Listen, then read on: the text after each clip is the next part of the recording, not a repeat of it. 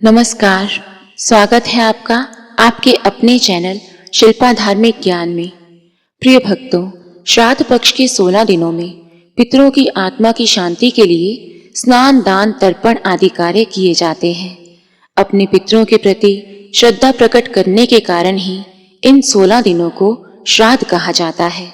जिस तिथि को दिवंगत आत्मा संसार से गमन करके गई थी, आश्विन मास के कृष्ण पक्ष की उसी तिथि को पितरों की शांति के लिए श्राद्ध कर्म आदि किए जाते हैं। लेकिन समय के साथ साथ कभी कभी जाने अनजाने में हम उन तिथियों को भूल जाते हैं, अर्थात हमें अपने परिजनों की मृत्यु की तिथि याद नहीं होती है। कभी कभी अकाल मृत्यु होने के कारण उनकी जो तिथि है वो हमें ध्यान नहीं रहती है या हमें पता नहीं चल पाती है। तो ऐसी स्थिति में जब तिथि ज्ञात ना हो तो सर्वपितृ अमावस्या के दिन उन सभी परिजनों का श्राद्ध किया जाता है। और वैसे भी काम की व्यस्तता के कारण और अलग अलग परिवारजनों की तिथियां अलग अलग होने के कारण हर रोज समय निकालकर श्राद्ध करना बड़ा ही कठिन हो जाता है। ऐसे में ज्योतिषियों के अनुसार कृष्ण पक्ष की अंतिम तिथि यानी कि अमावस्या के दिन इन सभी पितरों का श्राद्ध या पिंडदान आदि काम किए जा सकते हैं। समस्त पितरों का इस अमावस्या को श्राद्ध किए जाने को लेकर ही इस तिथि को सर्वपितृ अमावस्या कहा जाता है। सबसे पहले तो ये तिथि इसलिए है क्योंकि इस दिन सभी पितरों का श्राद्ध किया जाता है। वहीं अमावस्या को श्राद्ध करने के पीछे ऐसी मान्यता है कि इस दिन पितरों को जल का तर्पण देने से और पितरों के नाम की धूप देने से शारीरिक और मानसिक कष्ट दूर हो जाते हैं। घर में सुख शांति बनी रहती है, सभी प्रकार के कष्ट दूर हो जाते हैं। हालांकि हर महीने की अमावस्या तिथि को आप पिंडदान कर सकते हैं, लेकिन अश्विन अमावस्या जो कि सर्वपितृ अमावस्या होती है, विशेष रूप से शुभ फलदायी होती है और इन कामों के लिए सबसे उत्तम तिथि मानी गई है। पितृ अमावस्या होने के कारण इसे पितृ विसर्जनी अमावस्या भी कहा जाता है। मान्यता है कि इस अमावस्या को पितृजन अपने अपने परिजनों के द्वार पर श्राद्ध आदि की इच्छा को लेकर आते हैं। अगर उन्हें पिंडदान ना मिले तो वे श्राप देकर भी चले जाते हैं, जिसके कारण घर में बड़ा भारी पितृदोष लग जाता है। घर में कलह क्लेश बढ़ जाता है, सुख शांति में कमी आ जाती है और जो भी काम है वो बिगड़ने लगते हैं।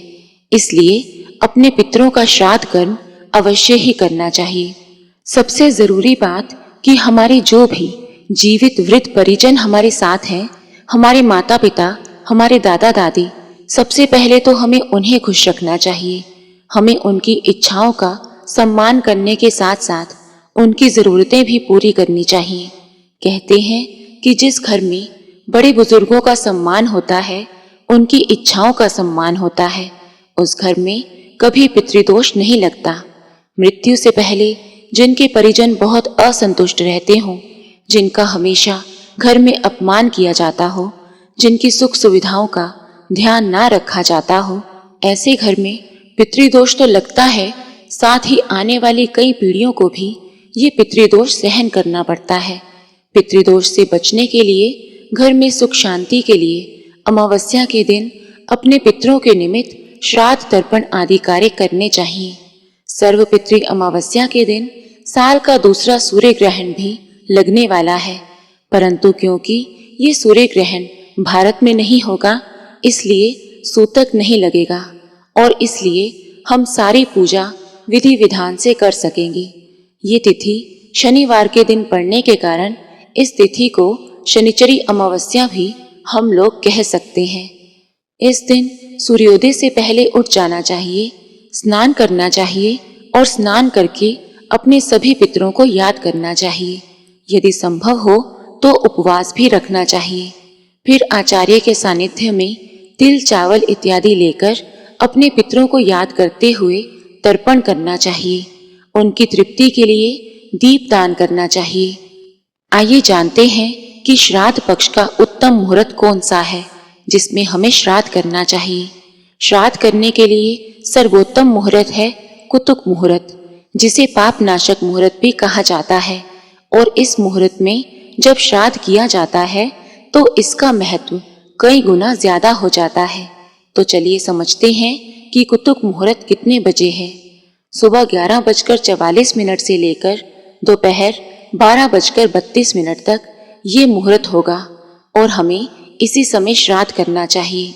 अमावस्या के दिन किसी भी प्रकार का तामसिक भोजन या लहसुन प्याज से बना हुआ भोजन नहीं बनाना चाहिए। इस दिन घर परिवार के किसी भी सदस्य को नाखून या बाल इत्यादि नहीं काटने चाहिए। घर में किसी प्रकार का झगड़ा या क्लेश नहीं होना चाहिए। घर पर आए हुए किसी भी जरूरतमंद व्यक्ति को खाली हाथ नहीं लौटाना चाहिए। और सर्वपितृ अमावस्या के दिन अपने पितरों की याद में कोई भी छायादार या फलदार पौधा किसी सार्वजनिक जगह पर या फिर नदी के किनारे पर लगाने से भी पितृ बड़े प्रसन्न होते हैं। पीपल के वृक्ष में साक्षात त्रिदेवों के साथ साथ पितरों का वास भी माना जाता है। तो हर अमावस्या तिथि को पीपल के वृक्ष की पूजा करके, पीपल के वृक्ष की जड़ में मीठा जल अर्पित करके 7 बार परिक्रमा करके पितरों का ध्यान करना चाहिए। इस दिन पितरों से हमें जाने अनजाने में हुई भूल चूक के लिए क्षमा याचना करनी चाहिए। और क्योंकि अमावस्या का जो दिन है वो हमारे कुल देवी देवताओं के लिए भी समर्पित होता है, तो इस दिन कुल देवी देवताओं की पूजा करनी चाहिए। अपनी सामर्थ्य के अनुसार आटा, दाल, चावल, अन्न, वस्त्र जो भी आप अपनी सामर्थ्य के अनुसार अपनी खुशी से दान करना चाहें वो आप जरूर करें।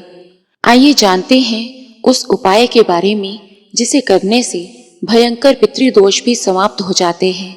शाम के समय जब सूर्यास्त हो उसके बाद किसी जलाशय पर जाकर या किसी नदी पर जाकर दीप दान करना चाहिए। दीप दान करते समय ये ध्यान रखना चाहिए कि दीप की ज्योति का जो मुख है वो दक्षिण दिशा की तरफ होना चाहिए, क्योंकि इस दिन हमारे पितर पृथ्वी लोक छोड़कर पितृलोक जा रहे होते हैं। वो दक्षिण दिशा से आए थे और इसी दिशा में वापस जा रहे हैं। तो इस दीप प्रकाश का महत्व ये है कि जहाँ हमारे पितर जा रहे हैं वहाँ प्रकाश हो, उनके मार्ग में अंधकार ना रहे। तो इस भावना के साथ जब हम दीपदान करते हैं तो पितरों की आत्माएं प्रसन्न हो जाती हैं और वो आशीर्वाद देते हुए जाते हैं कि हमारे बच्चों ने हमारे लिए प्रकाश किया, इसलिए हमारे बच्चों के जीवन में भी प्रकाश होना चाहिए।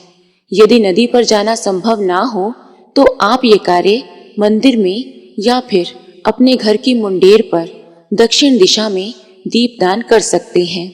सरसों के तेल का दीपक भी जला सकते हैं और तिल के तेल का दीपक भी जला सकते हैं। उसके बाद अपने पितरों को हाथ जोड़कर क्षमा याचना करें कि यदि इन दिनों में कोई भी अपराध हमसे हुआ हो तो आप हमें क्षमा करें और हमारी सेवा को स्वीकार करें। इन सभी प्रयासों से आपको अपने पितरों को प्रसन्न करना चाहिए, जिससे आपके घर से कलह क्लेश समाप्त हो जाएंगे, अशांति गायब हो जाएगी, गरीबी और दरिद्रता दूर भाग जाएगी, समस्याएं खत्म हो जाएंगी और खुशहाली आ जाएगी। तो प्रिय भक्तों, इस मंगल कामना के साथ हम आपसे विदा लेते हैं। यदि आपने अभी तक चैनल को सब्सक्राइब नहीं किया है तो सब्सक्राइब जरूर कर लें। धन्यवाद।